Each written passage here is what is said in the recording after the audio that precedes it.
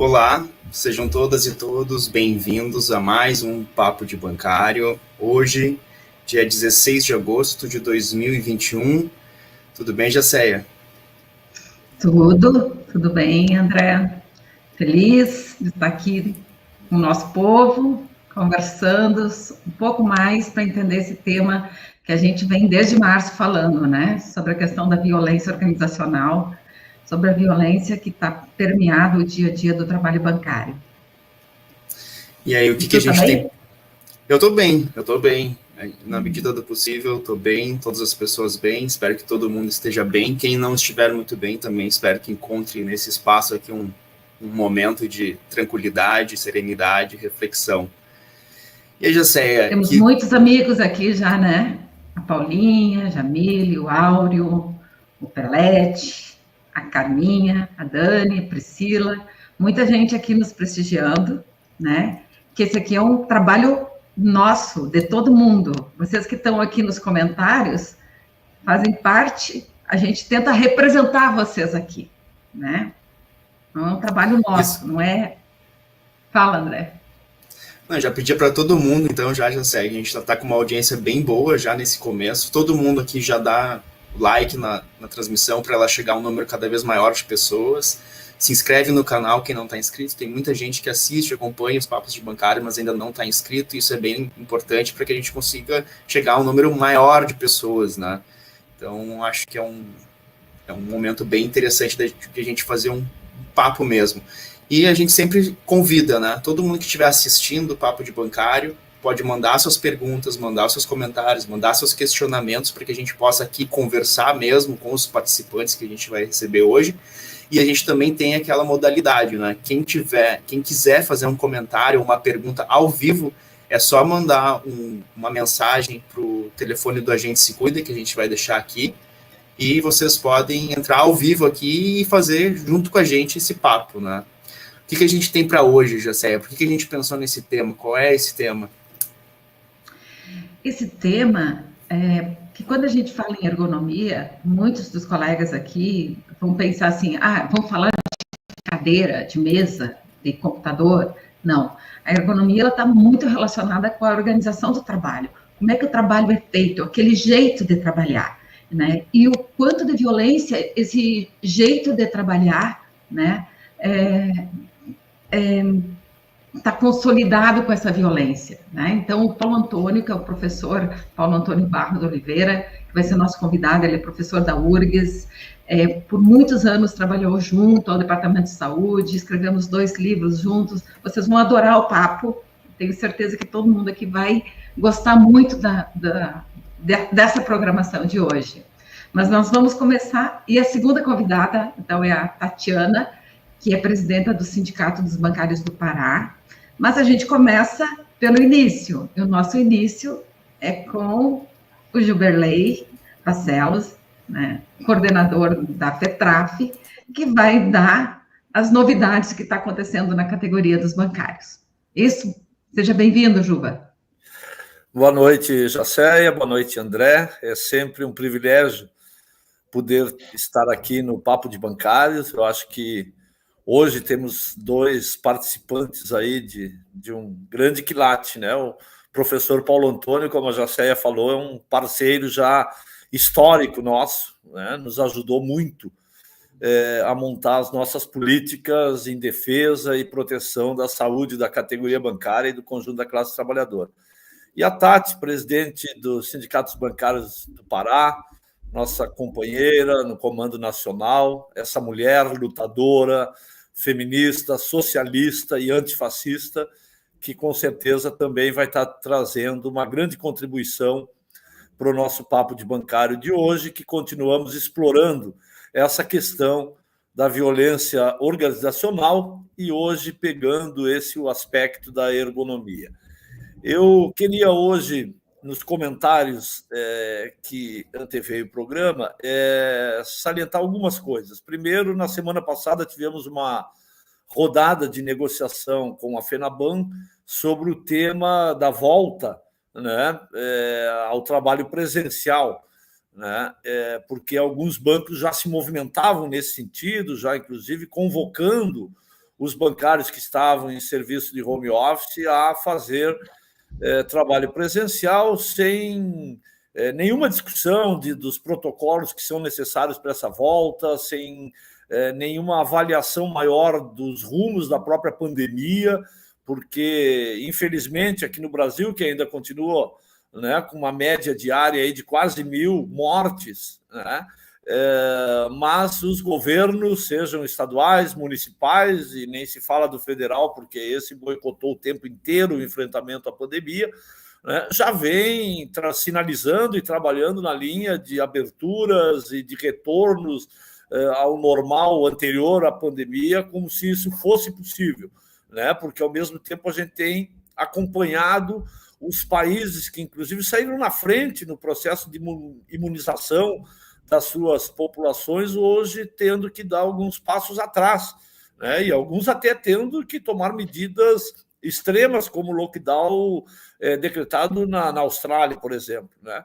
Então, essa conversa com a FENABAN foi nesse sentido, de que não se tivesse nenhum tipo de mudança neste momento, pelo menos até o mês que vem, para que a gente possa saber qual o rumo que a pandemia vai tomar, né, com a chegada ao Brasil da variante Delta, que é a que tem preocupado, né, o mundo inteiro, né, e, paralelo a isso, que a gente discuta os protocolos, né, para o retorno ao trabalho, porque no momento que os bancários tiverem que retornar ao trabalho presencial, aqueles que estão em home office, né, é necessário que a gente tenha protocolos rigorosos nesse sentido. Então, a FENABAN ficou de avaliar junto aos bancos e marcar uma nova reunião para trazer o retorno dessas demandas apresentadas pela categoria. Em segundo, eu queria comentar, porque isso já está, evidentemente, né, sendo comentado nos locais de trabalho e vários questionamentos aos diversos sindicatos e à própria federação, sobre o reajuste que teremos nos nossos salários, verbas e benefícios no mês que vem, no mês de setembro, né, a partir da nossa data base de 1º de setembro. Então, é sempre bom a gente resgatar de que o nosso acordo foi assinado por 2 anos e que, quando negociamos o ano passado esse acordo, inicialmente os bancos queriam retirar vários direitos e, inclusive, promover um arroxo dos nossos salários. E depois de um longo processo de negociação e com um processo de mobilização em redes, que era o que nos permitia, né, diante do momento que vivíamos o ano passado na pandemia, né, talvez até um pouco mais preocupante do que deste ano, né, nós conseguimos uma grande vitória, né, que foi esse acordo por 2 anos, que já prevê para 1º de setembro de 2021 o reajuste dos salários pelo INPC e mais 0,5% de aumento real. E nós não temos o índice fechado, porque o INPC do mês de agosto só sai lá no final da primeira semana do mês de setembro, mas expectativas estão sendo criadas porque o INPC vem refletindo um pouco aquilo que a gente nota no dia a dia, seja indo no supermercado, seja para parar o carro para abastecer ou pagar a conta da energia elétrica, né? O quanto os custos têm aumentado e diminuído o nosso poder aquisitivo. Então, o INPC fechou até o final do mês de julho, nos 12 meses, né, em 9,85%.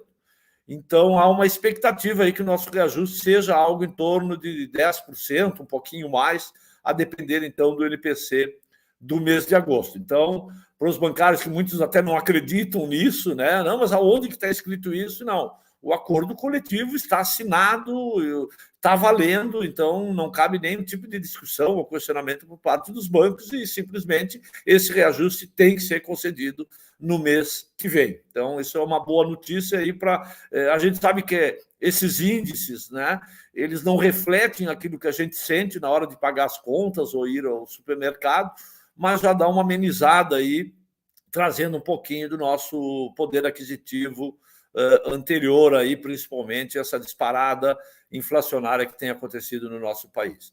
Por último, convidar a todos e todas que estão nos assistindo para o próximo sábado, dia 21 agora de agosto, a partir das 10 horas da manhã, a Conferência Estadual dos Bancários. Mesmo que este ano não tenhamos este processo de negociação coletiva, né, já que o acordo está assinado por 2 anos, nós estamos fazendo a nível nacional todo o processo de encontros de bancos, conferências estaduais, e vai culminar na Conferência Nacional dos Bancários, que acontecerá nos dias 13 e 4 de setembro. Tudo de forma virtual, né, a partir aí das plataformas que nos permitem fazer essas reuniões, né, mas é bom que a gente chame aqui de que até vai ser um momento que a gente vai poder se dedicar melhor a refletir sobre a conjuntura, sobre as questões de saúde que a categoria enfrenta e principalmente sobre todas as transformações que o sistema financeiro vem sofrendo e que aumentou a velocidade, inclusive, durante a pandemia, e que isso ameaça os nossos postos de trabalho, já que os bancos fecharam agora somente no último ano aí mais de 16 mil postos de trabalho na categoria bancária. Mas a gente sabe que, por outro lado, crescem, né, os postos de trabalho naquilo que é o ramo financeiro, quer dizer, são os bancos fugindo de ter que cumprir com os compromissos da convenção coletiva e criando novas formas de explorar a categoria. Então, esses são os assuntos que eu queria deixar registrado aqui e desejar a todos nós um ótimo papo de bancário nesta segunda-feira aí, né, deste mês de agosto, né, um pouquinho de frio em Porto Alegre, mas como poderemos hoje estar sendo assistido aí de todo o Brasil e, quiçá, até de fora do Brasil, eu acho que é um bom momento, como falou o André antes aí, para a gente refletir, para a gente, né, manter um pouco a tranquilidade tão necessária nesses momentos difíceis que estamos vivendo no nosso país. Valeu, Jubilei, obrigado. Até a próxima. Obrigada, Juba. Obrigada. A conexão do Jubilei não estava muito boa, então acho que trancou para outras pessoas também, mas o som estava bom, acho que todo mundo conseguiu ouvir a mensagem, né, José? E tu sabe que essa semana o que mais tem me perguntado é quando é que vem o reajuste? Tu sabe me falar quanto que nós vamos receber? Então é bom o Juba entrar sempre nesse papo, porque ele atualiza, né, exatamente o que a bancariada tá querendo saber, né? Então, eu acho que ele veio trazer as informações quentinhas. Mês que vem tem reajuste. É isso. É verdade. E, pessoal, a gente está aqui com mais de 60, quase 60 participantes e a gente está com 20 curtidas, né? Podia todo mundo aí apertar o dedo no like para que a gente consiga fazer esse papo render novos adeptos e participantes, né? Então, José, por onde começamos o nosso papo de hoje? Começamos com o meu amigo, o professor Paulo Antônio. Professor Paulo Antônio Oliveira, ele é professor do curso de Medicina Social da URGS, foi auditor fiscal por 30 anos, ele conhece muito da categoria bancária, né, por ter sido auditor fiscal por tanto tempo, então fiscalizava bancos, e também porque, pelo menos por uns 10 anos consecutivos, nós tivemos uma parceria entre o sindicato e o CEDOP, que é o Centro de Documentação e Pesquisa em Saúde do Trabalhador, onde o Paulo é vinculado, né, da URGS, e fizemos belos trabalhos, dois livros editados, publicados, cartilha, cursos, seminários, enfim. Eu digo sempre que o Paulo é responsável pela minha formação. Eu não seria a Jacéia, assessora dos sindicatos bancários, sem o Paulo. Isso tu sabe, né, Paulo? Fizemos um vídeo. Fizemos um vídeo, exato. Fizemos um documentário, A Dor Oculta, exato. Trabalhamos bastante, né? Isso. Então, Paulo, a gente esse ano, nós tiramos para conversar durante os papos de bancários sobre violência organizacional. Já passamos por vários aspectos dessa violência, desde conceituar o que é violência organizacional, depois passamos pelos aspectos históricos, econômicos, sociais, psicossociais, uma série de convidados já tiveram por aqui, jurídicos, estatais, tiveram aqui conversando. E eu disse, a gente tem que chamar o Paulo Antônio, nós temos que entender como é que é feita essa engrenagem da violência. E eu acho que aí a ergonomia e aquilo que tu estudou tanto, o modo operatório, como aquele jeito de trabalhar, como tu fala, né? Tu consegue explicar para nós também e para os bancários, para as bancárias que estão aqui nos assistindo, entender um pouco mais como que é legitimada e implementada essas violências no local de trabalho. Não sei se não foi muito ampla. Não, eu gostei porque que bom que esse conteúdo ele é muito complexo e que bom que vocês vêm tratando assim, para e passo, né? Porque aí vai sedimentando e as pessoas têm a oportunidade, então, de se aproximar do tema, né? É um tema emergente, a gente tem, no mundo inteiro, é uma coisa muito nova, né? O caso mais truculento é o caso do suicídio em massa dos trabalhadores, tanto na China como na França, né? Na França, 70 e poucos trabalhadores se suicidaram na Telecom, né? Quando ela foi privatizada, e o Ministério do Trabalho reconheceu já 50 e poucos como nexo com o trabalho, e tem mais 20 na Justiça discutindo. Então, são coisas que estão acontecendo e que a gente acha que é só conosco, né? Talvez aqui seja pior, cara. As coisas podem ser mais cruentas. O movimento sindical europeu tende a ser mais enraizado na base do que, historicamente, os movimentos sindicais da América Latina e da África. Mas, assim, na Ásia tem acontecido coisas muito interessantes, assim, de movimentos trabalhadores. Na China, greves, né, greves históricas por condições de trabalho. Exatamente uma das questões que se discute no trabalho chinês hoje é a questão do assédio, da pressão, das metas inalcançáveis, né?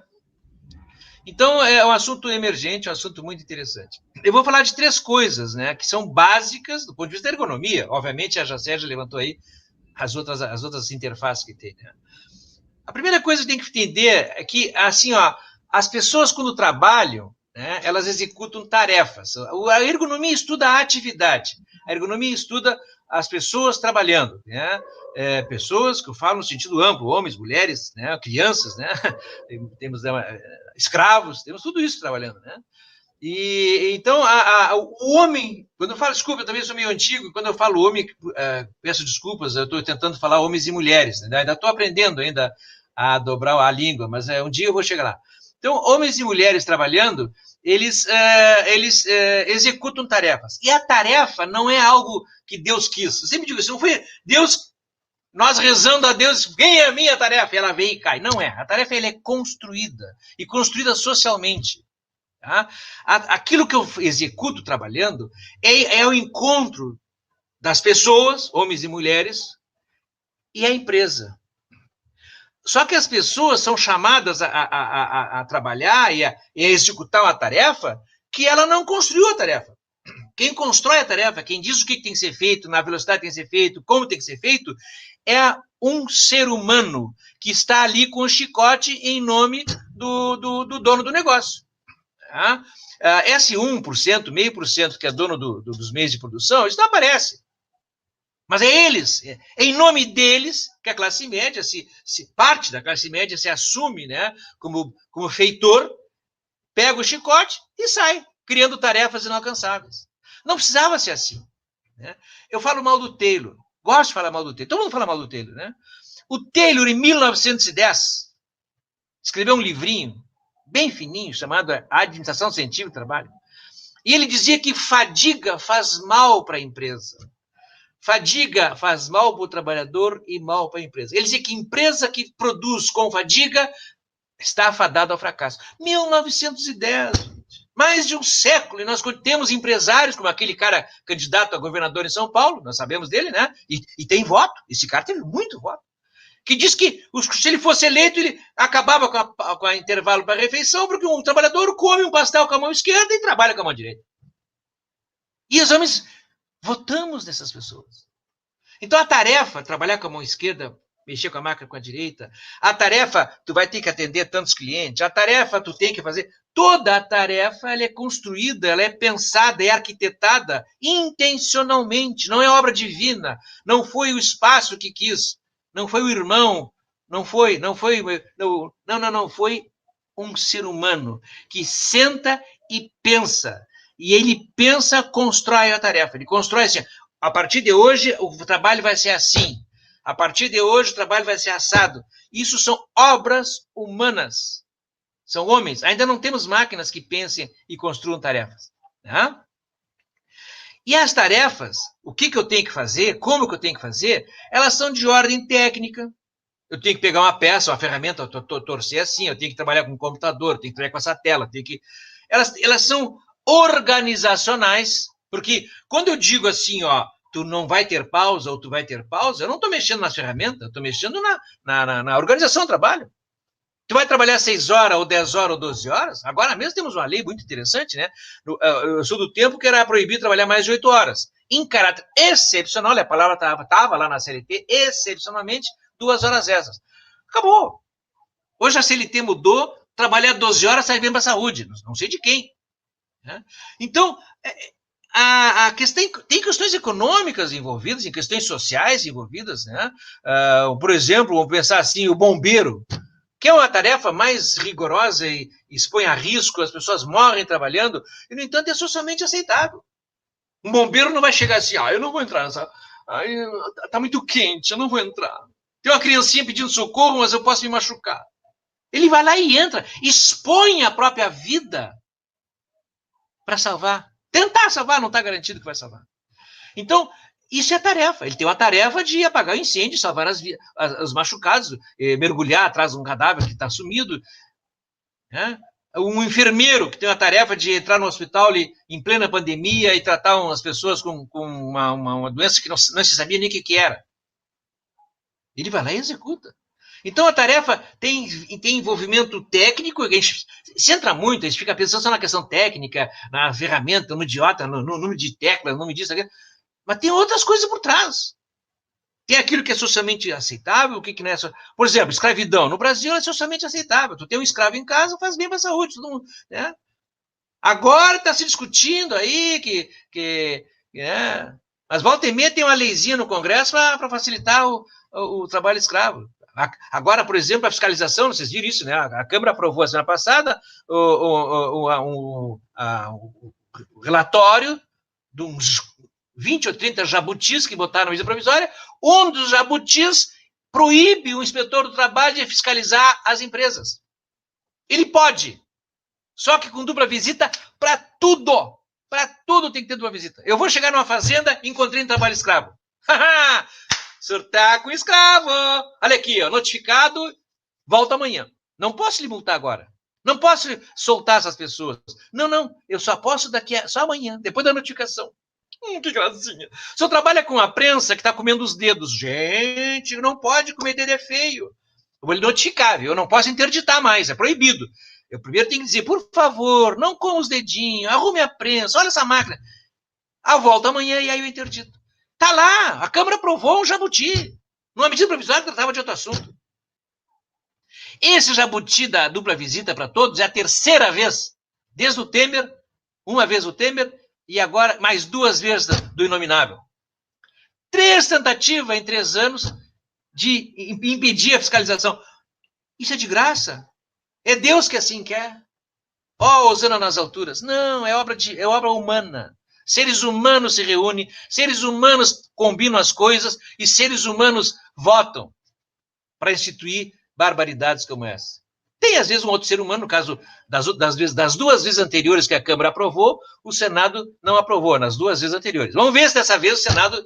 Né? Gente, Renan Calheiros está virando nosso herói. Tem que rir para não chorar, né? Então, esse é o ponto primeiro que eu quero. A tarefa. O segundo ponto que eu quero falar para vocês é que o que nós vemos da tarefa é a menor parte. Quando o chefe manda tu fazer uma coisa, tu escuta, tu lê a hora de serviço, uma frasezinha, um pedacinho. A tarefa é sempre muito, muito, muito mais do que foi mandado eu fazer. Tá? Quando eu explicito um comando, eu explicito uma ordem, eu pressuponho, eu imagino que tu sabe fazer aquilo. Eu não digo assim, ó, senhor bancário, sente na cadeira, arrume aqui a altura do banco, você pega o teclado, diz não sei o que, assina o sistema, olha essa senha. Toda essa parte da tarefa, o que eu tenho que fazer? Eu tenho que atender, tá? Faça mais ligeiro porque a fila está grande. Não está escrito em lugar nenhum. Não existe uma tarefa prescrita, assim, escrita. Tudo isso está subentendido. Então, o que eu faço? O que eu faço realmente, a tarefa que eu executo, ela é muito maior do que o que foi prescrito. Isso cria um conflito muito grande. Talvez uma das coisas mais importantes da sobrecarga mental no trabalho é essa disparidade, essa distância muito grande que existe entre o que é prescrito, o que é comandado, o que está escrito, está na hora de serviço, está no papel, que eu assinei um contrato que eu vou fazer, e aquilo que é esperado, aquilo que é o implícito. Quando um gerente diz para um caixa, olha a fila aí, dá um jeitinho, dá um pau.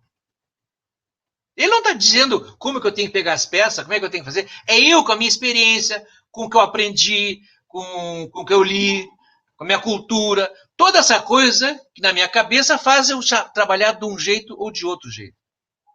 Então, quando a pessoa vai trabalhar, vai executar uma atividade, né, ela recebe uma ordem. Gente, não tem trabalho sem tarefa. Imagina, eu quero pagar um salário para ti, mas eu não sei o que. Eu estou com a vontade de pagar um salário, faz o que tu quiser. Não existe isso. Então, não é que seja pecado, é errado. Não, a tarefa é essencial ao trabalho.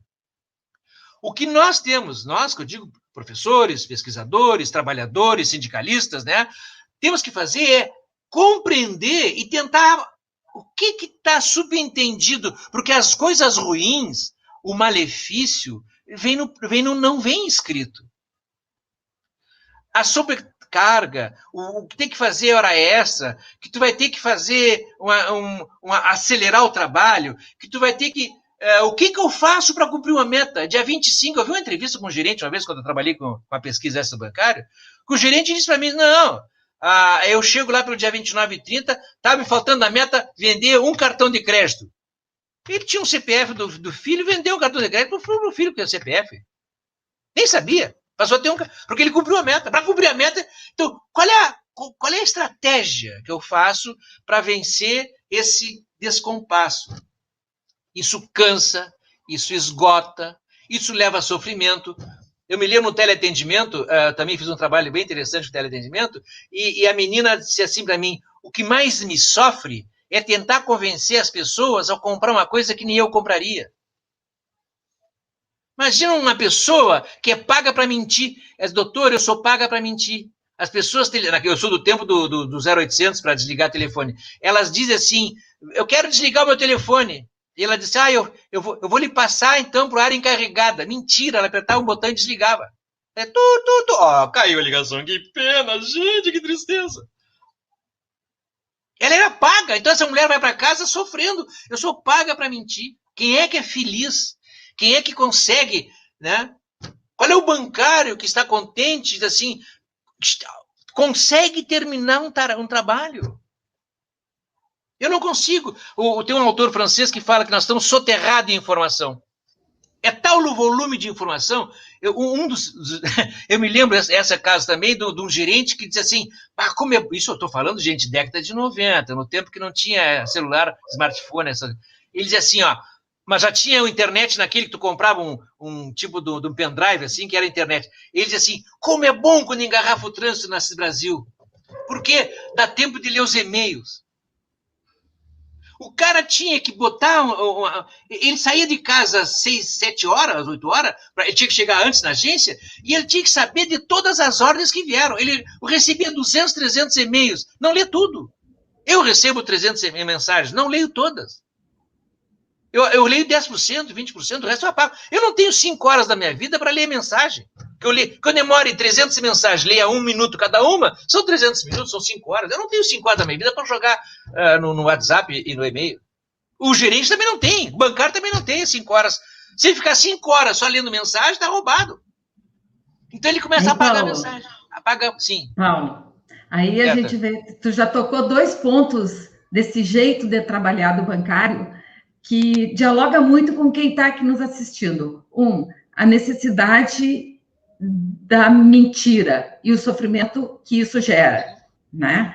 O ritmo acelerado de trabalho que é enlouquecedor e eles não têm controle nenhum, né? E eu tenho ouvido muitas vezes assim, não pode fazer hora extra, tem que fechar o caixa às 4 horas em ponto, não pode ter de jeito nenhum hora extra. Mas só que isso dá uma angústia maior do que se tu tivesse um tempinho a mais para terminar tranquilamente. Então, essas coisas todas estão relacionadas exatamente com o que tu está falando, né? Com o modo de trabalhar. Sim. E isso é construído. Isso não é obra divina. Não é porque Deus quis. Quem mandou não estudar? Isso é para burro. Não, meu filho. Não. E isso em todos. Eu vou dizer, claro, nós estamos aqui do trabalho bancário, e provavelmente bancário vários trabalhos do mundo inteiro mostram que o trabalho bancário, antes que sofreu o maior volume de transformações, né? Então, a terceira ou quarta revolução do trabalho bancário, né? Mas essas coisas que estão tão agudas também chegam em outras profissões, né? A pessoa, ela tem medo, porque o que esse gerente dizia? Eu tenho que vender ação, eu estou vendendo ação para a Petrobras. Aí eu chego na agência, tem uma ordem. Não, agora não é vender, é comprar. Então eu tenho que pegar meus clientes e mandar comprar. Só que ele não leu essa mensagem.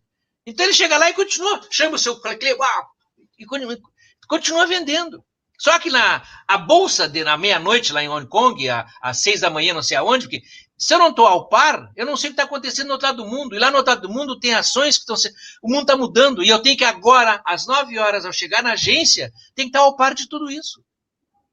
Eu posso, nas boas intenções, fazer um cliente, por exemplo, perder mais do que normalmente o banco tira das pessoas, né? Normal. Perder com o banco é normal. Todos nós sabemos disso. A gente nasceu para entregar o nosso dinheiro para o banco. Mas às vezes aumenta. Às vezes com um erro, uma falha. Nem eu não falo em erro, né? Então, esse é o segundo aspecto que eu quero dizer a vocês, né? Dessa dificuldade. E aí, gente, para terminar essa minha introdução, né? Aquilo que a Jacé já falou 2 vezes aí, o modo operatório, né? Quando eu trabalho, a construção do meu jeitão de trabalhar, o professor gosta de usar palavras difíceis, bota modo operatório, modus operandi. É o jeitão, né? O jeitão de trabalhar, ele é construído. A execução da tarefa, eu tenho que executar uma tarefa, então eu vou fazer de um jeito porque é assim que eu aprendi, é assim que eu fiz escola técnica, é assim que é a minha experiência. Então, esse meu jeitão de trabalhar, ele sofre no mínimo 2 interferências muito grandes. Uma é o resultado do meu trabalho. Eu estou trabalhando e o meu trabalho está dando certo. E passa os chefes, Paulo Antônio, que joia, hein? O pessoal da qualidade lá diz que onde tu acertou todas. Eu vou trabalhar, fico contente, chego em casa, falo bem para minha mulher, quem sabe até, né? Bom, hoje em dia não, mas tanta coisa vai acontecer que tu vai mostrar tu está contente para contar para o teu filho. Eu estou trabalhando e passo o meu encarregado, meu chefe, que bancada, hein? Ontem 5% tu fez, voltou porque era retrabalho, refugo, o pessoal da qualidade tá bravo contigo. Tem 2 opções, ou eu modifico o meu jeitão de trabalhar, ou eu vou para a rua. Então, se eu estou trabalhando, como é que as pessoas estão observando o meu trabalho? O Dejuro fala em 2 coisas muito importantes, que são base para a saúde mental no trabalho, né? Uma delas é o reconhecimento. Então, se o meu trabalho não é reconhecido, tudo que eu faço ninguém valoriza. Por mais que eu faça, sempre tem um inspetor, sei lá, um bobalhão lá que está sempre achando coisa errada. Isso leva a um esgotamento. Isso é meio passo. Falta de reconhecimento, meio passo para o sofrimento mental. Tá? E a outra coisa que eu falei é o meu estado interno, o meu corpo. Eu estou trabalhando e para executar aquela tarefa eu tenho uma dor no ombro. Ou eu diminuo, eu paro de trabalhar só com o outro lado. Eu tenho que fazer alguma coisa, porque senão a dor do ombro vai aumentar. Eu estou trabalhando, estou esgotada, estou com dor de cabeça, e a minha cabeça está a 1000 por hora, eu não consigo descansar. Se eu não mudar isso, o resultado do meu trabalho vai continuar pior. Então, o resultado do meu trabalho, ele sofre a interferência do meu cansaço. Se eu estou doente, eu estou com febre, eu não consigo fazer a mesma coisa que eu fazia ontem quando não estava com febre. Só que a gente está mais ligado para as coisas físicas. Todo mundo sabe que a pessoa com febre não trabalha direito. Mas a pessoa com sofrimento mental, como está lá dentro, não tem botar na orelha aqui um termômetro para ver como é que está a cabeça. Então, essa coisa, a pessoa não está bem da cabeça, no bom sentido da palavra, né? Porque as pessoas, eu não estou falando de doença, estou falando de sofrimento, ele está em sofrimento. Mas ninguém vê.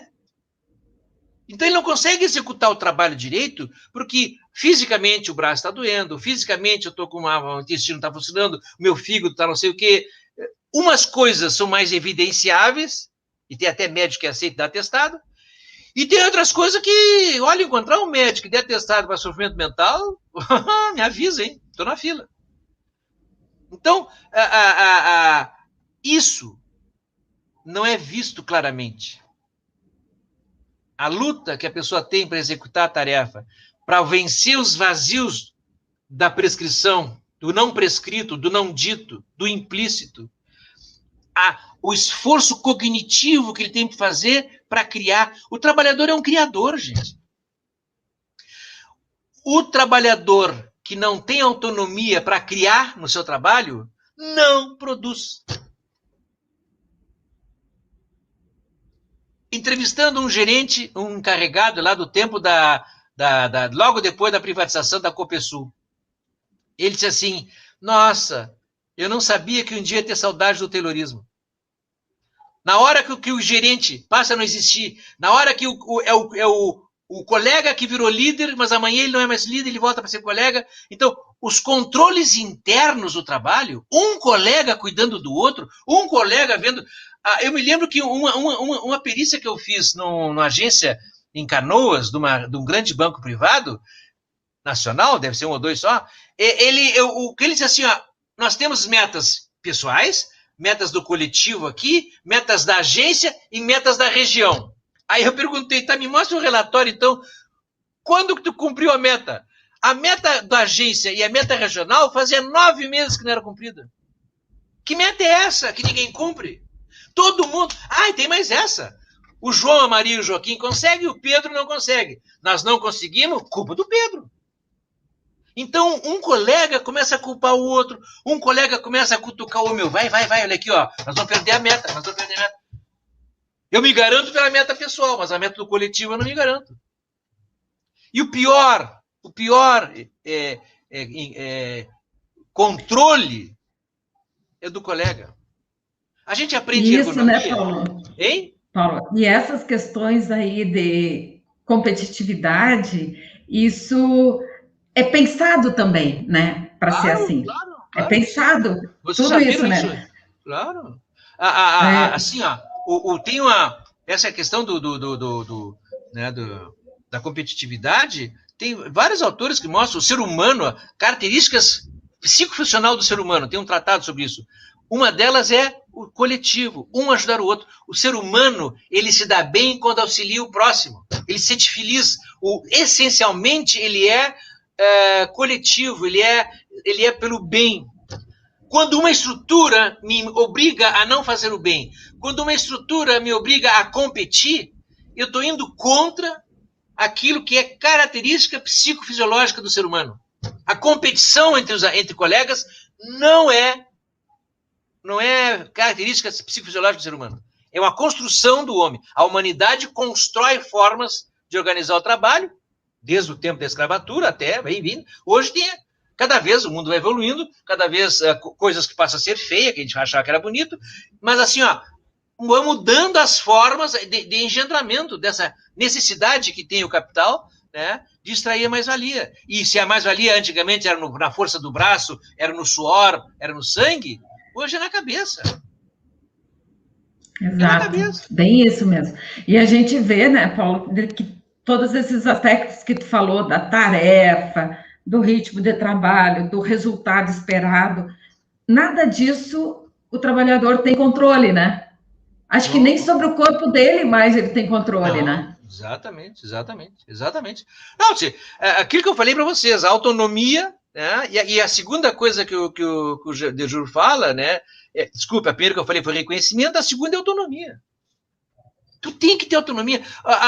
Assim, ó, uma das coisas que o Wisner, que é outro autor francês que eu gosto muito, mostrava, né? Tem que ser, a gente tem que ter um espaço de regulação, um espaço que eu consiga me movimentar. Esse espaço é físico, uma esteira e tal, mas é mental também. Eu tenho que dar, sabe, aquela paradinha, uma fungada, ir no banheiro. É um espaço biopsico, não é biológico. A pausa tem que ser, ela tem que ser psicofisiológica. Eu vou dar um exemplo. Eu trabalhei, depois que eu me aposentei, eu continuei fazendo trabalho no Ministério do Trabalho, aposentado, servidor público é isso, é sem vergonha. Minha mulher reclama muito, né? Ele se aposenta e continua trabalhando, pelo mesmo salário. E eu faço até hoje isso. Né? É lamentável, só assim que eu vou fazer o quê?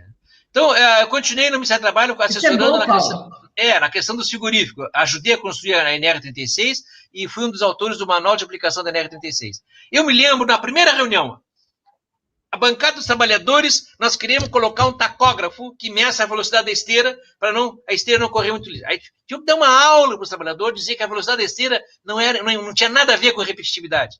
Que as pessoas confundem repetitividade com... Não, é outra coisa, né? A velocidade do movimento do braço... Eu posso ter uma esteira bem devagarinho e botar só um cara trabalhando. Eu posso botar uma esteira correndo e botar 10 trabalhando. Então, é um conjunto de coisas. A velocidade, o número de pessoas... Os trabalhadores, nós queríamos 60 minutos de pausa. A bancada empresarial, nós não vamos dar nada. Se sair pausa aqui, não sai NR36. 2 anos de discussão, saiu por consenso, direito a 6 pausas de 10 minutos. Um trabalho de 8 horas. Os trabalhadores queriam 7 pausas, conseguiram 6. As pausas no início, nós dizíamos, não adianta fazer 6 pausas de 10 minutos. É ruim. As pessoas não... A pausa tem que ser psicofisiológica. A pausa de 10 minutos descansa só um músculo, só o tendão, não descansa a cabeça. O trabalhador tem que parar de trabalhar e tem que pensar na sogra, na amante, no filho, no futebol. Faz bem para a saúde, faz bem para a empresa, faz bem para a produtividade. Eu poder chegar na segunda-feira e o Inter ganhou e eu dizer o Grêmio vai baixar para a 3ª divisão, vai dar um pulo da 2ª para a 3ª. Faz bem. Isso é salutar. Aumenta a produtividade. Aí, o que aconteceu com as frigoríficos, passado já 6 anos da NR36, né? Eles começaram a fazer 6 pausas de 10, passaram a fazer 4 de 15, e agora todos estão fazendo 3 pausas de 20. E 3 pausas de 20 numa jornada de 8 horas faz muito melhor para a saúde do que picotar. 10, 10, 10, 50, 10, 50, 10, 50, 10. Nesses 20 minutos eu vou no banheiro, eu saio daquela coisa geladona, consigo ir lá fora dar uma cuspida. Alguns toxicômanos vão dar uma fumadinha. Né? Então, a gente tem que entender que quando eu vou trabalhar, eu desenrosco a cabeça, boto o casaco no cabide e entra só o corpinho e as mãos. O sonho dos empresários é contratar só os braços. Mas a cabeça vem junto. A cabeça está grudada. Então, quando eu descanso o corpo, eu tenho que descansar a cabeça. Se eu não descansar a cabeça, o meu corpo não descansa. Tá ligado? Paulo, e essa é uma... Fala, André. Vale. Não, fala, pode falar, Gisele, pode falar. Não, e essa segmentação de corpo e mente, a gente vê que é uma dificuldade, inclusive, dos trabalhadores entender isso, né? De que ele precisa estar bem fisicamente e psicologicamente, porque a pessoa é um só, não tem essa segmentação, né? E a gente vê, inclusive, que quando tu tem algum adoecimento no campo mental, a primeira pessoa que se auto-recrimina é o próprio adoecido, né? Claro. Que tenta negar sim, aquela situação. Sim. Quem mandou? O doente é o culpado, tu que não te cuidou. Pior. Paulo. Sempre vai ter um médico que vai culpar a mãe. Seio materno. Exato. Tua mãe pegava o teu seio, jogava leite pra fora e não dava pra ti. Aí tu tá até hoje tem um mamão, um chorão. Tá querendo? Paulo, sim. Nos teus anos de auditor fiscal, eu sei que tu fiscalizou por um tempo muito banco. E eu lembro de um processo que tu fiscalizou sobre o PCMSO. Não tem, agora pulamos um pouquinho o modo operatório. que tu fiscalizou a questão dos serviços médicos. Que os serviços médicos, tu pensando no teor de quando foi pensado lá a NR7, para o médico olhar esse trabalho, olhar essas condições psicossociais, psicofisiológicas do trabalhador e fazer um trabalho adequado a essas condições. A gente vê que não é nada disso que acontece, né? Inclusive, eu me lembro dessa fiscalização que tu fez, que tu pontuou de A a K, eu acho, as autuações que esse serviço médico desse banco fazia, que era do Itaú, fazia, né, ou deixava de fazer, né, no cumprimento dos cuidados com a saúde. Sim. Né? Sim. Então, tu pega um jeito de trabalhar adoecedor e junta com um setor médico que não, desprotege, né? Sim. O que acontece? E isso é o mais usual, né? Um programa de controle médico, não está dizendo programa é programação, tem que ter meta, tem que ter objetivo, tempo. O que menos tem nos programas é meta. Entender o conjunto. O programa começa lá no item inicial do PCMSO da NR7, para quem lê, é clínico-epidemiológica. Os bancos não fazem epidemiologia nenhuma, não fazem estudo nenhum. Só para esclarecer as turmas aí, viu? Eu fiscalizei muito banco. Aí, quando eu comecei a trabalhar, eu fiz aquele programa de extensão e o contrato com o Ministério da Saúde, comecei a trabalhar com o banco, eu notifiquei a minha chefia e nunca mais fiscalizei banco. Né? Então, enquanto eu trabalhei pela universidade em apoio ao trabalho de sindicatos bancários, naquele momento eu não chegava assim de manhã, pá, fiscal, de tarde, pá, pesquisador, né? Não dá, né? Para confundir as sempre vai ter gente que sempre tem um bolsonarista por perto aí para dizer, descobri mais uma, né? Os professores gostam muito de fumar maconha. O professor fuma maconha, ele não fica fazendo essas coisas assim, né? Paula, a gente já está aqui 40 minutos, não? Uns 40 minutos conversando. Nossa tem a senhora, Tati que vai entrar. Horror. Mas eu não quero chamar a Tati ainda, antes de contar para o pessoal aqui que tu também não sei se ainda está fazendo como auditor convidado da OIT, da Organização Internacional do Trabalho. Né? Tive um período. Teve um período, né? E eu me lembrei na inspeção do trabalho da Argentina e do Afeganistão. Pois por isso, eu me lembrei muito de ti, de ontem para cá, quando tu voltou do Afeganistão e contando como é que eram as questões de trabalho, né? Do trabalho, que vocês foram para lá para ajudar a montar um sistema de proteção, né? Isso, de fiscalização do trabalho, né? Porque, veja bem, agora tu puxou um pano aqui muito comprido. Só para entender, a inspeção do trabalho é criação do capitalismo, viu? A inspeção só existe inspeção do trabalho em países capitalistas, ou dito capitalista, né? A China só foi implantar a inspeção do trabalho faz 7 anos, não tinha. Partido único e controla tudo, não precisa de um inspetor para ver que está errado. Cada local de trabalho tem um secretário eleito pelo partido que controla. Então, há outras formas de controlar, que não é o Estado ter um quadro de funcionários para fazer a inspeção do trabalho. Então, na Rússia, na União Soviética, a mesma coisa, é sempre assim.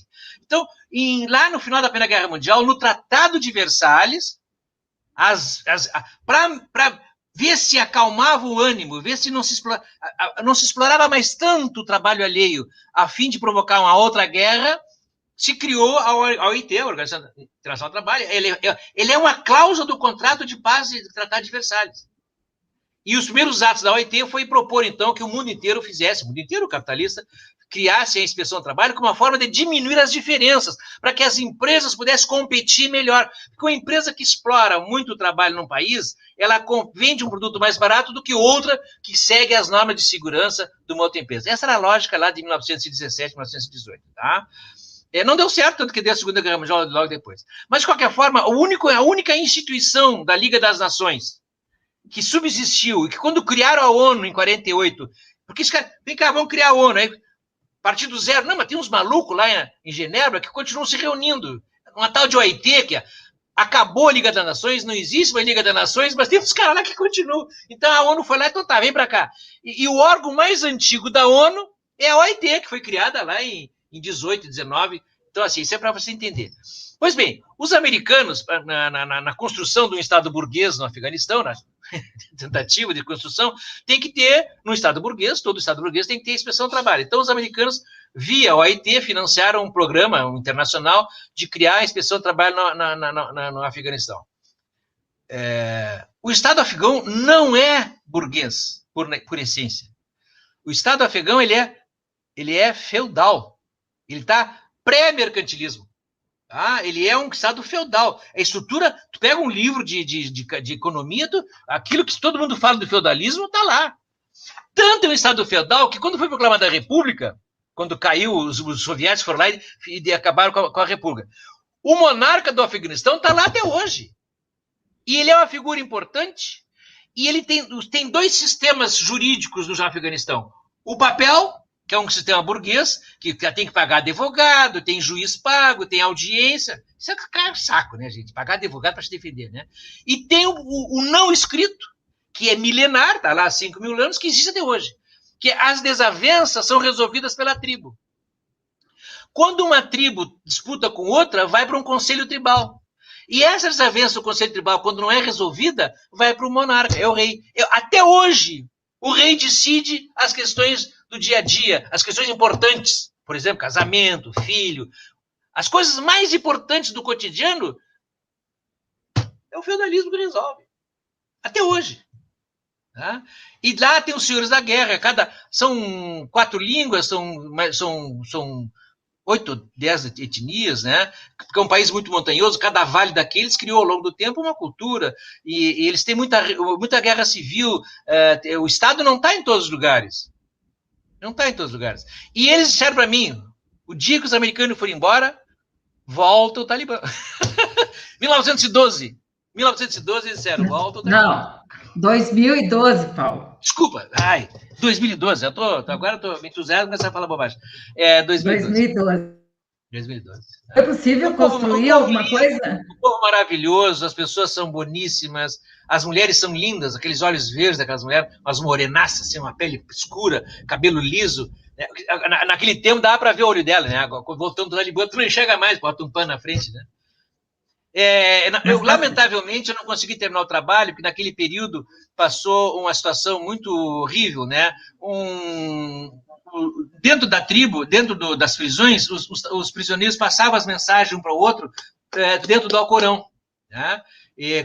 O Alcorão passava de cela em cela e dentro do Alcorão ia as mensagens. Aí os americanos não sabiam disso, que horror! Levaram muito tempo para descobrir esse furo. Aí, quando descobriram o furo, pegaram e empilharam um monte de Alcorão no pátio da fábrica, da prisão, e tacaram fogo. Ainda tinha um que mijava, desculpa o termo chula, mas urinava em cima do Alcorão. Causou uma revolução, um troço tão horroroso, que como eu era estrangeiro, eu não podia sair na rua. Se eu fosse na rua, então nós andava, nunca, o nosso carro era blindado, não podia passar pela mesma rua, todo dia, achei que dizia o assunto, para entrar no ministério, tu entrava, fechava uma porta, passavam todo mundo de sensor, depois que o carro estava liberado, abria um outro portão e nós entrávamos no prédio. Eu trabalhava o Ministério do Trabalho, era o único ministério que a ministra era uma mulher. Então, era o prédio mais bombardeado. Todo dia tinha um molotov lá dentro, restaurante, né? Então, nós trabalhávamos dentro de uma cabine blindada, aço, né? E a comida que nós recebíamos, quentinha, antes quem comia era um afegão, comia um pouquinho antes de nós, mas depois nós comíamos. Pois. Mas foi uma experiência, né? E tanto, para mim, uma das maiores experiências. Eu não conto para minha mulher, a coitadinha sofreu muito, mas e até hoje eu digo, foi uma das maiores experiências. Nós acabamos nós fomos resgatados, ia ser pela Força Aérea, mas aí no fim nós conseguimos trocar uma passagem e a gente conseguiu sair por um voo comercial. Mas se não saísse naquele dia no voo comercial, no dia seguinte, a OIT ia nos resgatar pela Alemanha. A Força Aérea da Alemanha nos levava para... Muito interessante. Estressante, assim, claro, obviamente. Mas assim, ó, o meu guarda, que me acompanhava, era um nepalês. Eu tenho foto com o meu nepalês. Tá. E se entendiam como? Hein? Se entendiam como? Eu não entendia nada. Eu falava inglês e uma pessoa traduzia para 4 línguas, porque eles falam 4 línguas. Na aula que eu dava, eu falava inglês, um outro colega meu que falava um pouquinho melhor que eu, às vezes corrigiam as bancadas que eu dava no inglês, e uma pessoa traduzia, então, um afegão que falava inglês, traduzia para 4 línguas. A plateia tinha 4... Eles não tinham fonezinho para fazer a tradução simultânea, e tinha que dizer a mesma coisa que eu falava em 4 línguas diferentes. Eles têm 4 línguas oficiais, embora tenham mais de 10 línguas faladas no país. Outro mundo, né? Outro mundo. Eu quero convidar aqui a Tatiana, que ela está nos aguardando, né? Tu viu que aqui gaúcho gosta de falar, tu já sabia dessa premissa, não? Que gaúcho fala bastante. Já, não fala mais porque não tem cerveja de churrasco. Se tivesse, a gente ia... Meia-noite ia ser curta aqui. Tati, para quem está chegando agora, a Tatiana é presidenta do Sindicato dos Bancários do Pará, né? Eu achava que era de Belém, mas é do Pará todo, né? É um sindicato único. Ela é advogada também, então é uma pessoa muito qualificada para estar à frente da luta dos bancários, né? Tanto no seu estado quanto no Brasil todo.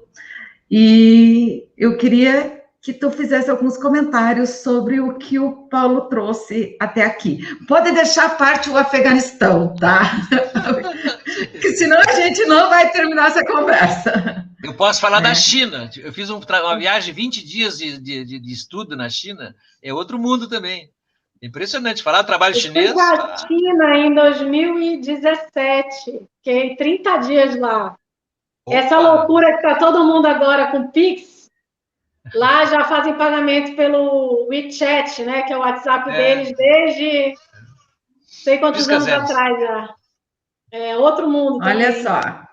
2 convidados viajados, hein, André? Bem, gente, boa noite. Pois é um papo de bancário internacional, né? Internacionalizado. Isso aí. Boa noite, André. Boa noite, professor. É uma satisfação enorme estar aqui com vocês, né? Um convite para mim super especial.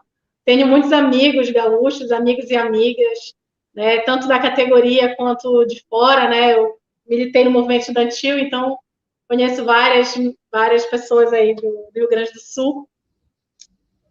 E eu fiquei bastante atenta à fala do professor e na verdade, fiquei aqui viajando não só no tempo que eu estava, né, no local de trabalho, que agora eu estou cedida, mas também os centenas de relatos que o sindicato recebe, né, diariamente, de situações de conflito no local de trabalho, ou situações adoecedoras. Eu até anotei algumas questões aqui que eu queria pontuar, né, do que o senhor colocou sobre o local de trabalho, a violência, o modo que o trabalho se organiza, que é um processo que muda ao longo da história, né? Sim. O trabalho, ele hoje, de certa forma, o sistema capitalista tenta camuflar a centralidade do trabalho no desenvolvimento da sociedade, né? As coisas parecem que, né, não saem de lugar nenhum, né? Então, é isso que o senhor resgatou muito bem na sua fala, né? O quanto que é o trabalho que vai alterar a realidade, que vai interferir na realidade, que vai produzir conhecimento, produzir riqueza, enfim. E isso vai sendo camuflado, de certa forma, nesse momento que se usam outras palavras, como empreendedorismo, né? Se usam palavras bonitas para fazer o trabalhador... colaborador, o trabalhador não se entender como um trabalhador, né? Se entender como... Mas, na verdade, esse colaborador ele tem muito pouca voz, né? Ele tem muito pouco poder de interferir sobre a atividade que ele desenvolve. Isso vai, no meio bancário, se tornando cada vez mais forte e mais adoecedor, né? Então, por exemplo, no caso das metas, a gente sabe que as metas, sempre que batidas, dobram, triplicam, né? Então, sempre dá para espremer um pouco mais, sempre dá para, né, alcançar um pouco mais. E, ultimamente, a gente tem recebido alguns relatos de metas que mudam cada vez mais rápido. Não, a questão não é só o crescimento, mas a instabilidade das metas. Porque antes você tinha uma meta que era anual, e aí o gestor ia dividindo como ele ia fazer, né? Então, por exemplo, eu tinha uma meta de consórcio. Então, eu bati a meta do ano nos 3 primeiros meses. Então, eu já sabia que os outros meses do ano não precisava me preocupar mais com o consórcio, né? Eu já ia focar em uma outra coisa. Depois, algumas empresas passaram a adotar meta semestral, e assim sucessivamente foi mudando, e agora você tem as metas mensais, e às vezes ao longo do mês a meta muda. Isso cria uma instabilidade muito grande, e tem sido um fator, na minha opinião, de causar muita depressão e ansiedade, porque você pisa num terreno muito pouco seguro, né? Você não consegue se planejar, você não consegue, e você tem aquela sensação de que você não controla as coisas, né? De que você não tem controle daquilo que você está desempenhando no dia a dia. Na Caixa, por exemplo, né, que é o meu banco, eu recebo muito, conheço muita gente, então recebo pessoalmente, assim, não falando da entidade, pessoalmente recebo muitos relatos de trabalhadores. Teve um caso muito recente, que era larguem tudo e cuidem do Pronamp, que era uma linha de financiamento para empresas e tal, que por conta da crise econômica que a gente está vivendo, o governo liberou recurso à Caixa, diferente de outros bancos. Demorou a começar a executar, então larguem tudo, cuidem do Pronamp. Todas as agências têm que fazer 3 Pronamps por dia. Bom, tem agências que têm porte 1, tem agências que têm porte 5, mas todas têm que fazer a mesma quantidade de vendas por dia. E só que quando foi chegando para o final do mês, opa, peraí, mas tem as outras metas. Então, vocês têm que bater, você tem que fazer em uma semana a meta do mês, porque você largou tudo para cuidar só de uma outra coisa, né? Só que aquela outra meta não deixou de existir. Mas e aí, você tinha que, quando você voltou na última semana para cuidar dessas outras metas que ficaram encostadas, não teve mais os 3 contratos diários de Pronamp? Não, continuaram a existir. Então, quer dizer, é um ambiente realmente muito adoecedor, e as metas, não só a quantidade, não só o fato delas dobrarem, mas o fato delas estarem cada vez mais instáveis, estabelecidas num período cada vez mais curto. Outra questão que o senhor colocou, que foi até a ética, né? Poxa, eu sou pago para mentir. Né? O bancário tem essa sensação, eu sou pago para empurrar algo que aquele cliente não precisava. Ou sou pago para fazer uma venda casada, né? Condicionar um produto a outro. Ele precisa de um empréstimo, mas eu preciso bater a meta de seguro. Então, eu te dou outro empréstimo se você fizer o seguro. Então, isso é também um outro elemento, né? Que tensiona. A questão mesmo da normatização do trabalho e as apurações de responsabilidade. Há um número sem fins de leis e normativos a serem observados e que mudam constantemente, mas que o trabalhador não tem tempo de se atualizar sobre essas mudanças, porque ele está lá, ó, todo dia trabalhando muito. Mas aí, quando ocorre um erro, você não observou o normativo.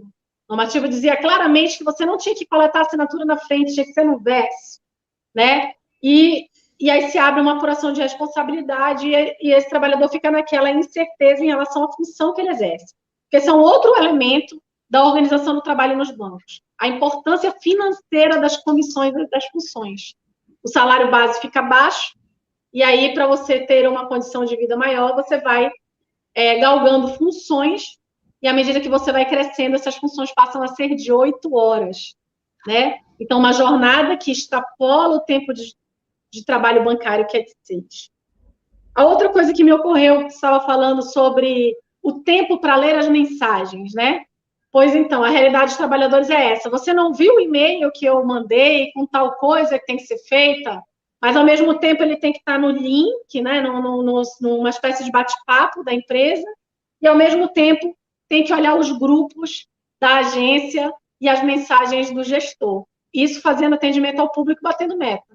Então, uma hiperexposição à tecnologia, né? Muitas mensagens e você sendo demandado o tempo todo por vários meios, né?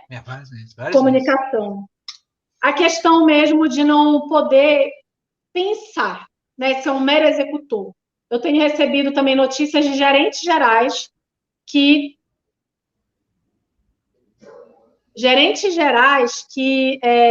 passaram, tem cada vez menos capacidade para estabelecer estratégias de negócio. Então, você recebe tudo de cima e você vira um mero executor, né? Então, tem essa sensação de que você está só ali para repassar a pressão, sobretudo, né? As cobranças e a pressão, né? Tati, eu estou vendo aí que tu fez um link com todos os aspectos que o Paulo citou, tu foi trazendo isso para o dia a dia do bancário, né? A gente vê claramente, né? Tu pegou ali a questão do dito e do feito, do prescrito, né? E do que tu realmente faz. Realmente como tu trabalha lá na ponta, né? Paulo, a gente vai ficar um pouco mais com a Tati, mas a gente não quer te prender, que nós prometemos que te liberava às 7, já passou um pouquinho. Se tu tem algum comentário ainda para fazer? Não, eu acho primeiro assim, ó. Agora me caiu a ficha, minha mulher me cutucou aqui embaixo, brincando, tu nem deu boa noite, né? Então, assim, ó, nós entramos de sola e quando a colega educadamente começou a falar dando boa noite, né? Eu me digo que barba, coisa de gaúcho ignorante ainda. Então, por favor, né? Desculpe, mas assim, ó, boa noite a todos e a todas, né? E dizer da minha, eu tinha planejado como é que eu ia começar, né? Exatamente falando da minha satisfação de estar trabalhando aqui. Espero, viu, Jacé, um dia eu vou poder voltar a trabalhar que tem outras oportunidades de trabalhar com sindicatos bancários, né?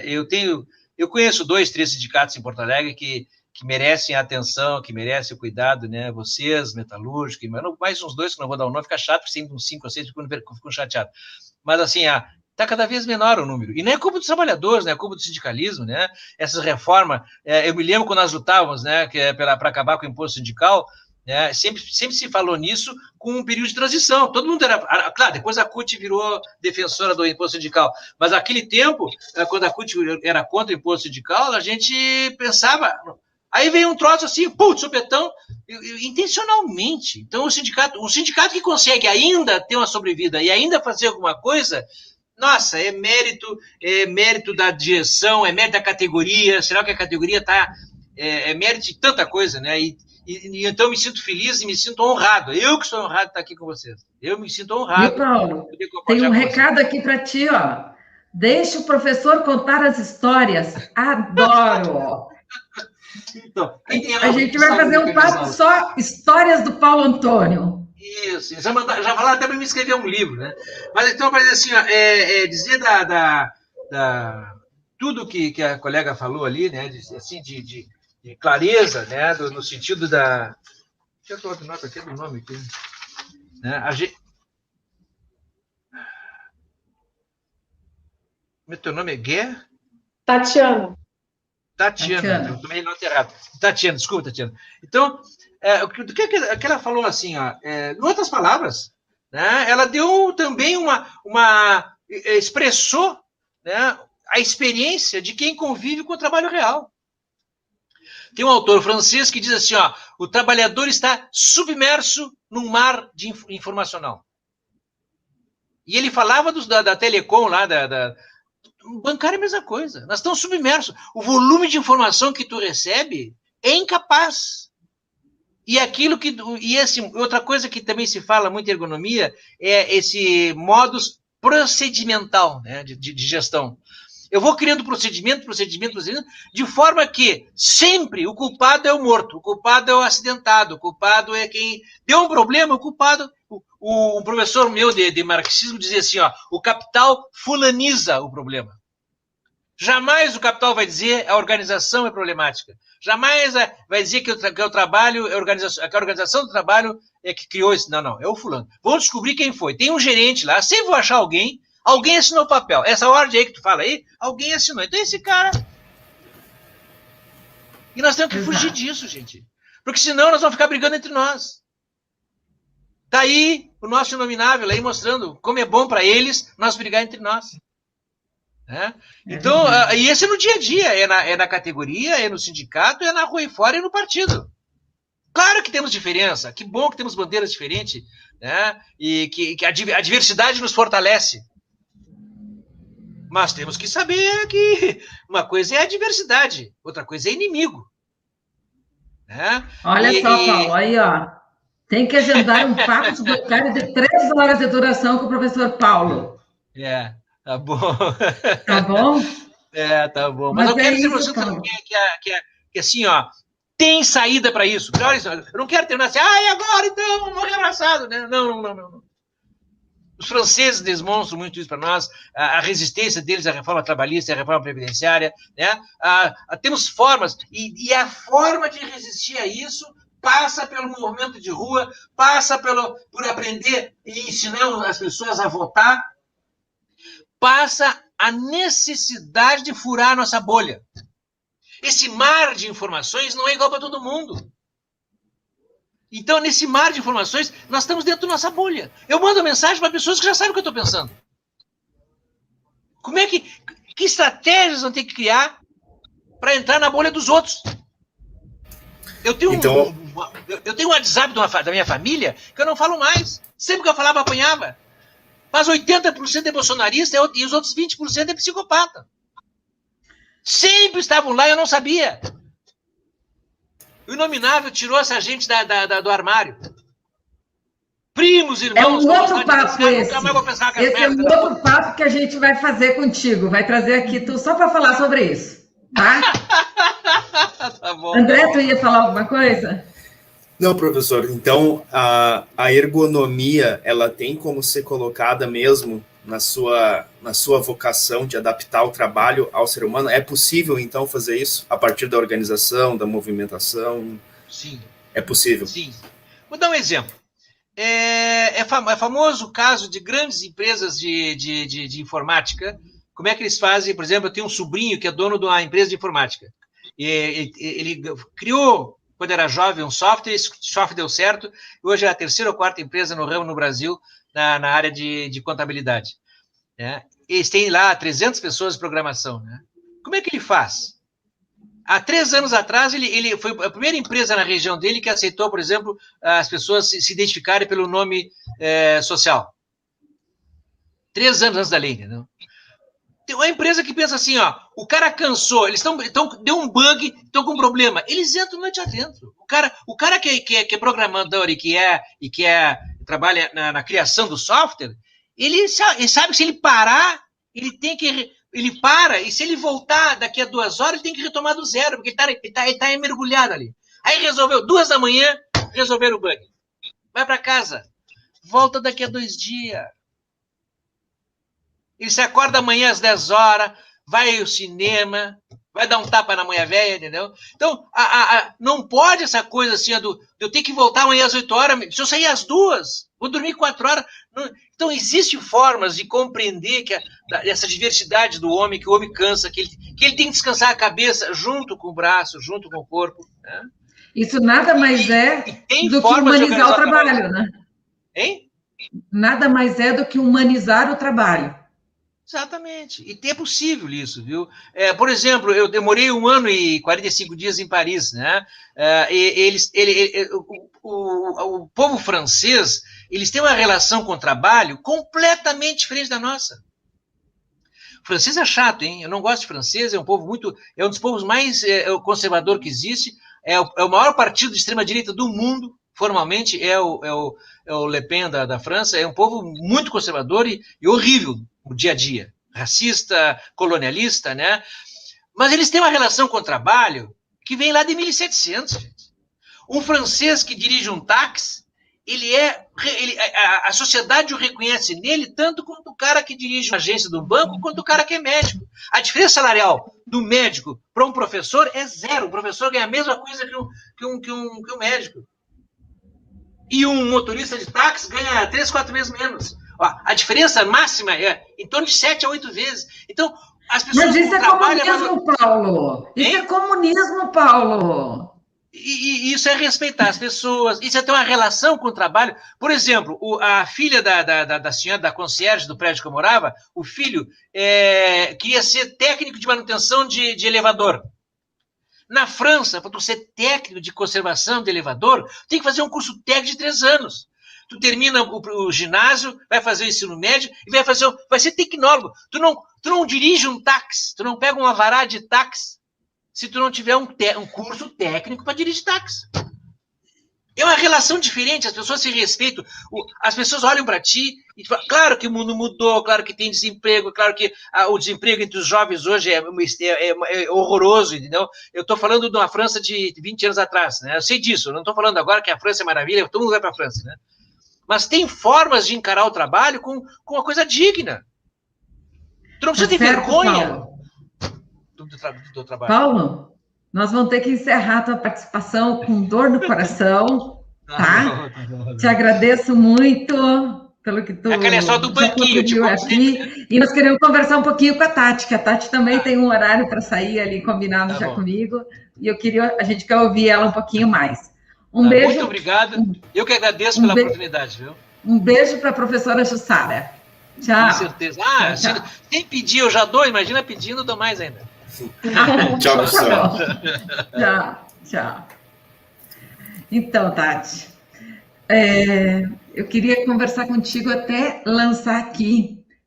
Antes da gente começar esse papo de bancário, teve se identificou com um bancário que botou uma mensagem lá que eu acho que vale a pena a gente comentar aqui, tá? Escreveu assim: pede para sair se não aguenta as metas. Vocês são bancários e sempre será assim. Aliás, já sabiam antes de entrar que seria assim. Eu sou bancário e não reclamo. O que tu acha? Olha, eu acho que talvez daqui a 1 ou 2 anos o colega pense diferente. Porque não é a primeira vez que eu escuto esse tipo de comentário. Infelizmente, né? A gente tem uma palavrinha de muito valor que pouco exercitada ultimamente, que é a empatia, né? As pessoas querem medir os outros pela sua régua. Não, eu aguento, então todo mundo tem que aguentar a mesma coisa.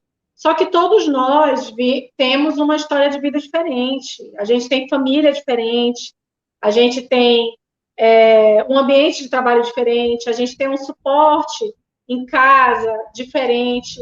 Ninguém sabe o que a outra pessoa viveu na infância, ninguém sabe se essa pessoa já teve um outro trauma, um outro vínculo de trabalho que a marcou de uma forma negativa, tal situação. Então, é muito ruim, né, quando a gente pensa que o ser humano é tudo igual, a gente não é robô, a gente é diferente. Inclusive, tenho uma experiência com um colega bancário aqui do Pará, que numa viagem, né, para o interior do estado, como falaste ainda há pouco, nosso sindicato é estadual, e aí eu chegando na agência, ele era gerente PJ, ele falou, eu comecei a falar da pressão, das metas, e aí ele fez um discurso parecido com esse. Ele falou, olha, eu acho que não tem jeito, o ambiente é esse, o pessoal tem que aguentar a pressão e tal. Aí eu falei, olha, mas quando você chega em casa, você tem família? Não, eu tenho minha esposa, tenho meus filhos. Pois é, nem todo mundo tem esse ambiente. Quando chega em casa, tu consegue desligar, brincar com teu filho. Às vezes a pessoa chega em casa, mora num kitnet, mora sozinho, né? Tem uma situação familiar complicada, ou tem alguém na família com câncer ou alguma doença. Não necessariamente o ambiente para o qual ela volta após o trabalho absolutamente saudável e desliga ela. Então, no outro dia, quando esse colega chega para trabalhar, ele pode não chegar da mesma forma que você chega, né? Então, a gente precisa entender isso, né? Que o fato de sermos todos bancários não nos faz seres humanos iguais. Eu já ia recomendar para esse colega, Tati, para ele passar por um aconselhamento psicológico, algumas consultas, porque eu acho que deve ter um tanto de psicopatia aí, sabe?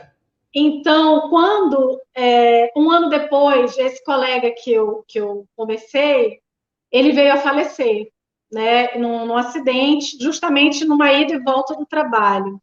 De certa forma, eu lembrei muito dessa história, né, porque não deixava de ser algo ali do ambiente, dessa ida e volta, de estresse também. e voltar de Belém para esse interior todo dia, né? Então, a gente considera isso jornada também, né? Então, foi o trabalho que levou ele a óbito, de certa forma, né? Então, a gente hoje vive uma situação na categoria que deixou esse fator jornada mais agudo, que é o home office.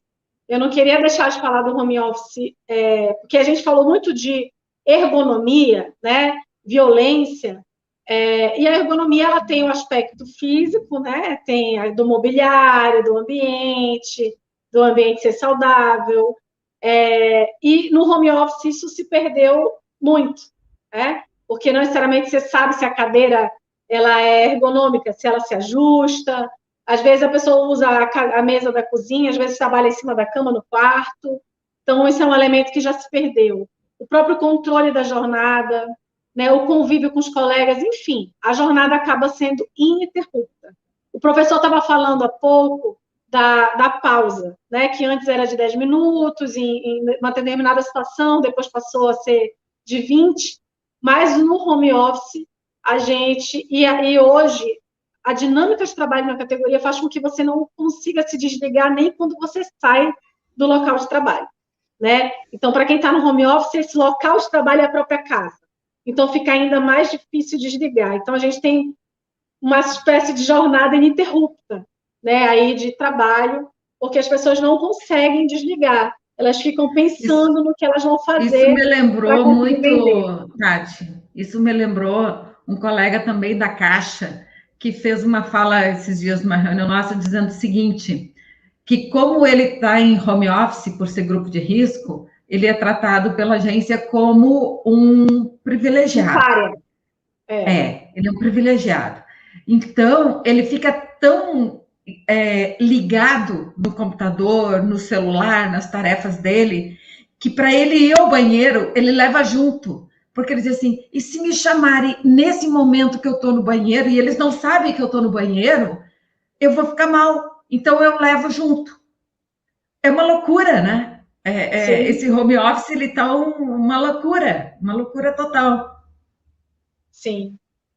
É isso, né? Então, você tem que ficar à disposição, muitas reuniões, links de reunião que surgem do nada, né? Das reuniões antes do expediente começar, depois que o expediente termina. Então, e essa estratificação da própria categoria entre gestores e bancários, né? Como se o gestor também não fosse bancário, mas acaba criando, parece que tem uma faixa de trabalhadores também que vale tudo ali, né? A empresa dá uma pressão, as empresas dão uma pressão muito grande, né?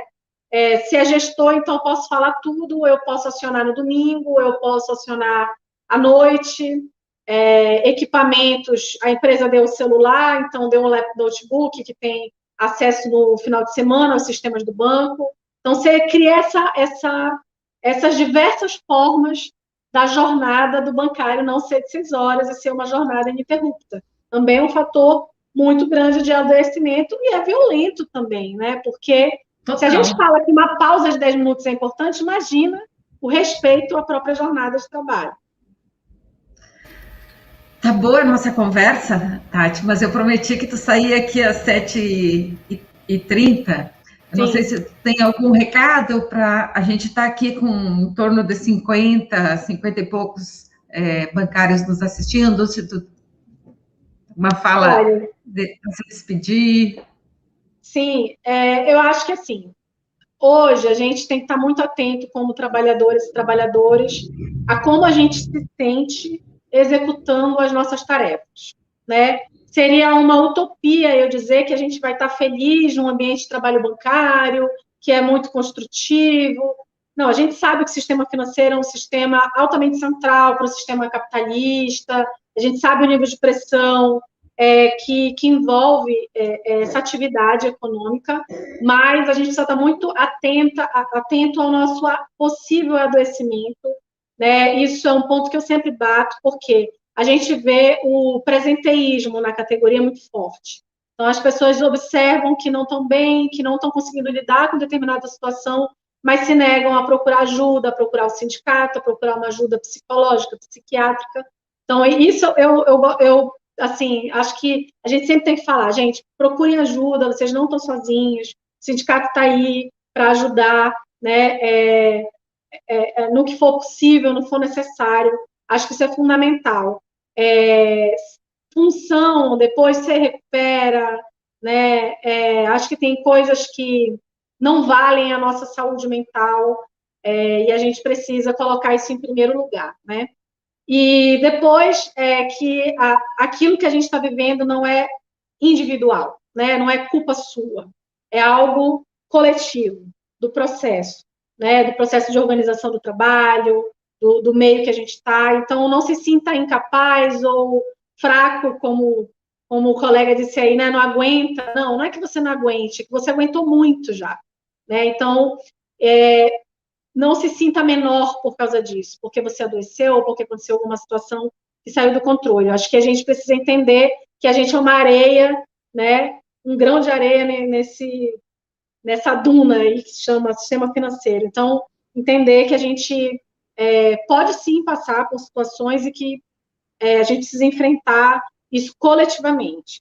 E, no mais, eu quero agradecer o convite, dizer que eu continuo à disposição, adorei a experiência e bate-papo, adorei o professor, faço coro aos comentários aí, muito legal. Sim. Quem sabe, no próximo bate-papo, né, daqui a um tempo, a gente consegue fazer presencial. É o que eu estou desejando ao final de cada atividade virtual, que a gente possa voltar ao presencial. Eu também, presencial. Somos duas, então. Muito obrigada, Tati. Muito agradecida pela tua participação, pelo teu tempo. E em seguida a gente se vê de novo, tá? Tá bom. Obrigada. Um abraço. Até a próxima. Tchau. E aí, foi eu acho que vai ter que ter um papo só com as histórias do Paulo, né? Porque o que mais teve aqui é pessoas querendo que esse foi o melhor papo. Mas isso eles dizem sempre. Não, enquanto a Tati estava falando ali, eu vou contar aqui, porque assim como o Paulo, eu também gosto de contar histórias, né? Não sei se você quer ler alguns comentários antes, André. Não, conta a história que depois eu faço um comentário aqui, que tem muitos comentários bons, que eu queria selecionar, mas conta a tua história. A Tati estava falando sobre a questão da culpabilização de quem adoece, né? Primeiro, a gente viu lá com o Paulo Antônio que esse trabalho que não permite que tu pense e que tu tenha controle sobre ele, que tu vai adoecer. Esse é o recado do Paulo. E a Tati trouxe exemplos de como é que esse adoecimento está acontecendo, e como é que está o trabalho bancário, né? Cada vez mais intenso e cada vez com menos autonomia dos trabalhadores. E eu lembrei de um atendimento que eu fiz hoje à tarde, uma colega que me mandou uma mensagem dizendo assim, eu peguei um atestado médico de 60 dias, não sei o que fazer. Eu peguei um atestado, eu comecei, pelo fato, peguei, ninguém pega um atestado, né? O médico avaliou que ela tinha que afastar. Aí eu liguei, fui conversar com ela, era uma história muito triste, inclusive assim, pegou Covid, teve um abortamento trabalhando no banco, ficou com o feto morto, o embrião, eu acho, morto até a médica chamar para fazer a curetagem, uma coisa. E eu disse, meu Deus, com tudo isso, e tu aguentando lá na agência, né? Tu é humana, não tem como não adoecer nessa situação, não tem como não adoecer, né? Então, são histórias, cada vez que chega uma história dessas, me marca e me dói de ver que as pessoas, mesmo passando por isso, ainda se acham culpadas. É o que o Paulo disse, a culpa é do morto, a culpa é da vítima, né? E eu acho que aí nós temos um papel, uma caminhada longa para fazer, de desmistificar isso, né, André? O que eu acho que desse papo, assim, ficou... Acho que uma das mensagens assim, mais importantes, né, que o professor trouxe, e que acho que a lição desse papo de bancário e que eu acho que vai juntando com tudo que a gente foi criando, construindo, debatendo até aqui, né? Que é a questão, assim, acho que teu som tá, tirar o teu som aqui, acho que tava, que é essa compreensão de que a meta, ela não surge da natureza, ela não dá em árvore, né? A organização do trabalho, a tarefa, a velocidade do trabalho, a quantidade do trabalho, isso, nada disso dá em árvore, né? Isso alguém pensou, né? E eu acho que essa é a mensagem mais difícil das pessoas compreenderem, porque as pessoas naturalizam isso. E até esse comentário que começou o papo de bancário hoje, ele é muito didático, né? Pena que nem todo mundo aqui vai poder ter acesso, porque o rapaz que fez o comentário, ele fez o comentário antes do papo de bancário começar, e assim que começou ele apagou o comentário, né? E a Jacéia já leu. Mas o que eu achei mais interessante nesse comentário... Tu tá no mundo, Jacéia. Pode eu mandei para todo mundo que está na minha lista, eu mandei o comentário. Ah, bom, que bom, então. Porque eu acho que é bem importante ler isso, porque assim a gente vai conseguindo entender por que todo mundo sofre. Porque essa que eu acho que é a grande questão, né, Jacéia, para a gente que está aqui fazendo essa discussão. Como pode tantas pessoas sofrerem os mesmos males e ninguém fazer nada, né? Não acontecer nada e as coisas se reproduzirem? E nesse comentário que ele faz, deixa muito explícito por que isso acontece, né? Eu gostei do final que do comentário ele diz assim, né, bom, pede para sair se não aguenta metas. Ou seja, metas está sendo tomada como o trabalho é assim, né? E aí vocês são bancários, né? Não sou, ele também é bancário, né?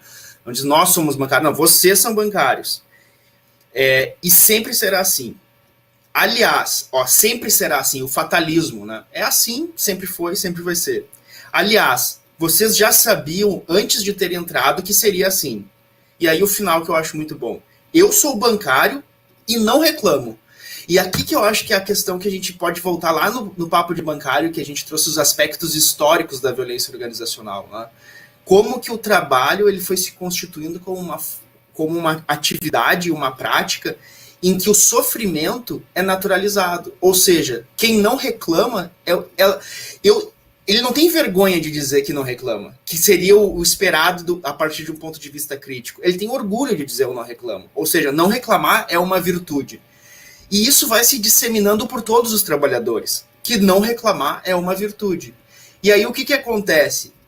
As pessoas que estão sofrendo, por quererem ser virtuosas, não reclamam, e aqueles que ousam reclamar passam a ser, aqui como teve um comentário muito, muito bom do André Bastos, que ele faz uma analogia entre o cancelamento das redes sociais e um cancelamento no local de trabalho. Ele fala assim que o mesmo cancelamento que a gente vê nas redes sociais, né, que as pessoas, por terem algumas posições, são criticadas, acontece no ambiente de trabalho, já sei. Eu vou ver se eu acho aqui e vou colocar na tela esse comentário.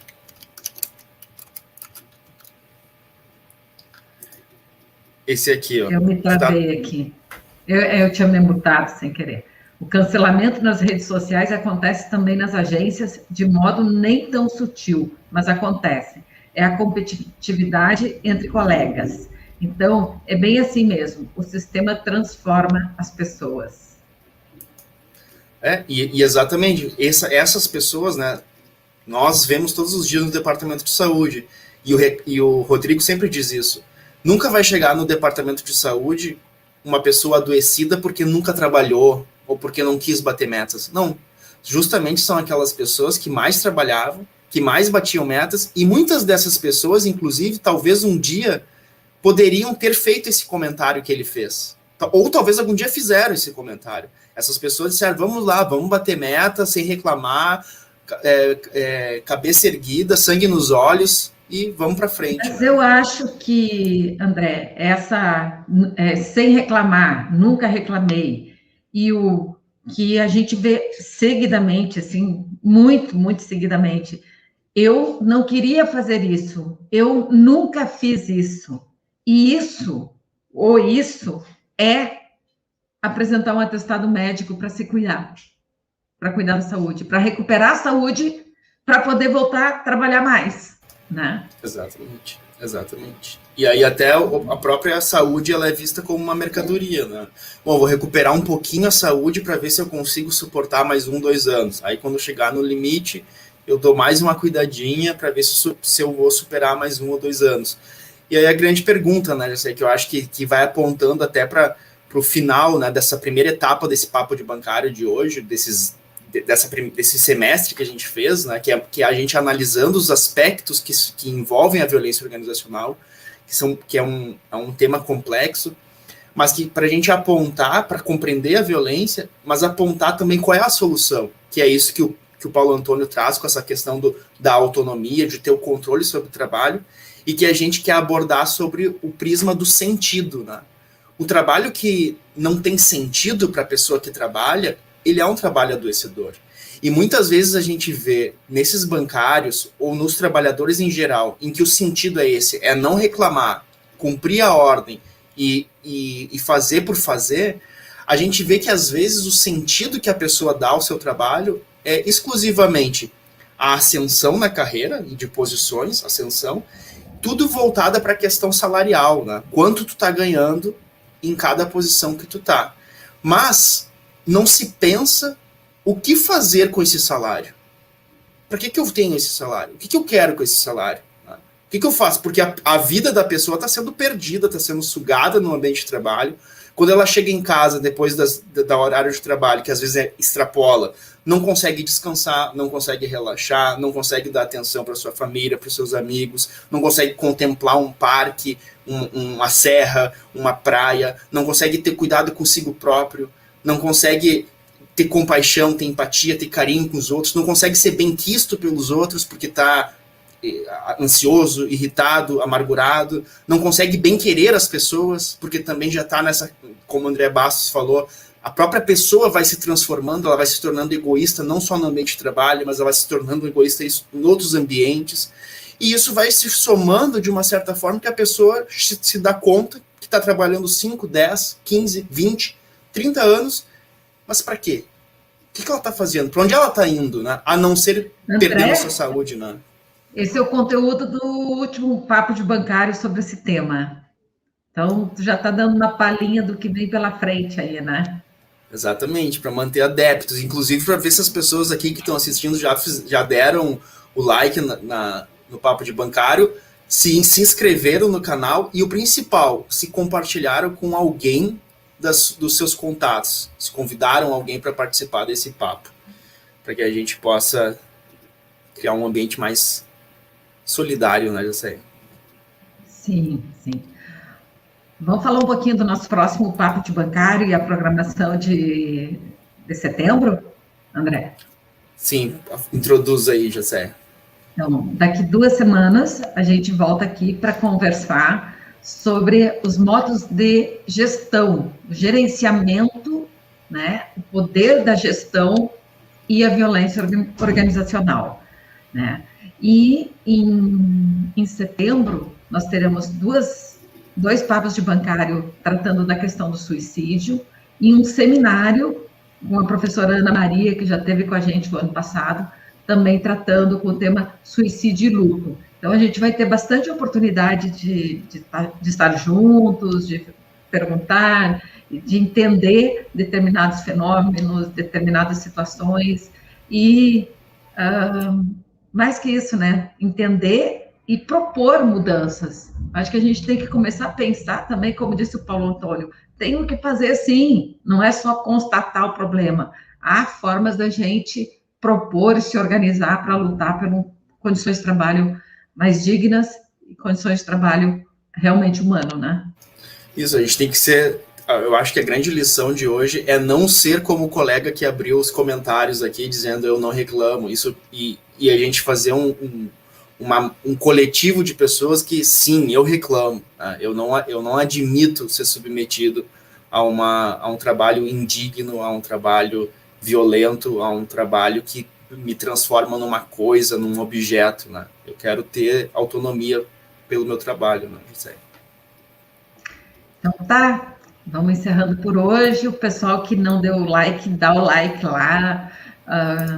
se inscreve no canal, acho que aqui todo mundo já está inscrito, mas encaminha para colegas, olha, tem uns doidos lá que estão conversando sobre violência de 15 em 15 dias, vale a pena ouvir, talvez tu vá se identificar com alguma situação, compartilha lá o endereço do Se Cuida, do nosso canal, e a gente vai fazendo mais saúde. Isso aqui é fazer saúde do trabalhador, né? Com todo mundo junto, discutindo, conversando, achando saídas.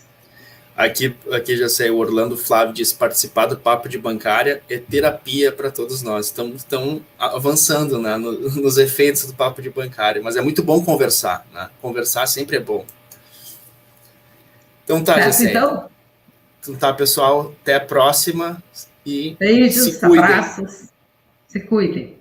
Tchau.